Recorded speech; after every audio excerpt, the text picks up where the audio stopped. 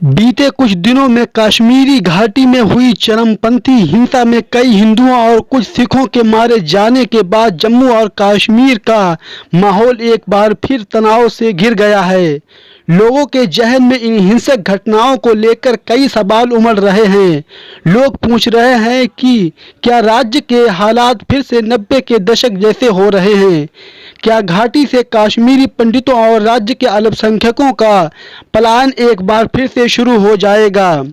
जम्मू के कश्मीरी पंडितों के जगती कैंप में रह रहे सुनील पंडित ने बीबीसी को बताया कि पिछले 2 दिनों में घाटी के कश्मीरी पंडित और अन्य अल्पसंख्यक समुदाय के लोग लगभग 150 परिवारों ने जम्मू में शरण ली है।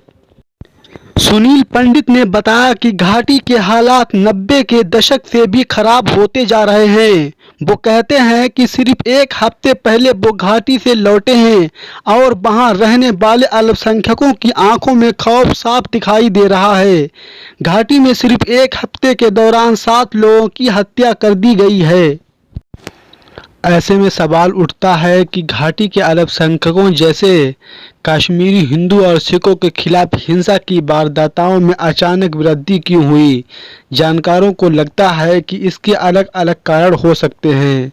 90 के दशक में कश्मीरी पंडितों के खिलाफ जब बड़े पैमाने पर हिंसा और उनकी हत्याएं हुई तो अपनी जान बचाने के लिए घर छोड़कर अपने परिवारों के साथ वो घाटी से निकल गए थे। फिर कई सालों तक देश के अलग अलग हिस्सों में वो बतौर शरारती रहने को मजबूर हुए।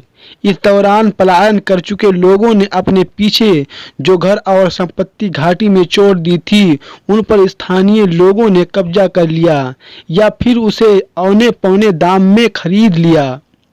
इसे देखकर ही साल 1997 में राज्य सरकार ने कानून बनाकर विपत्ति में अचल संपत्ति बेचने और खरीदने के खिलाफ कानून बनाया, लेकिन जानकर कहते हैं कि कानून के बावजूद औने पौने दाम में संपत्ति बिकती रही है।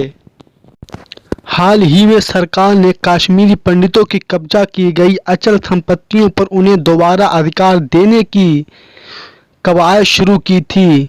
अब तक ऐसे लगभग 1000 मामलों का निपटारा करते हुए संपत्ति को वापस उनके असली मालिक के हवाले कर दिया गया। जानकार कहते हैं कि अचानक शुरू हुई हिंसा के पीछे ये भी एक कारण हो सकता है। वरिष्ठ पत्रकार राहुल पंडित मानते हैं कि हाल ही में जम्मू और कश्मीर सरकार ने एक पोर्टल शुरू किया है। इसमें घाटी के पलायन कर गए कश्मीरी पंडितों को उनकी संपत्ति वापस दिलाने की प्रक्रिया शुरू की गई है।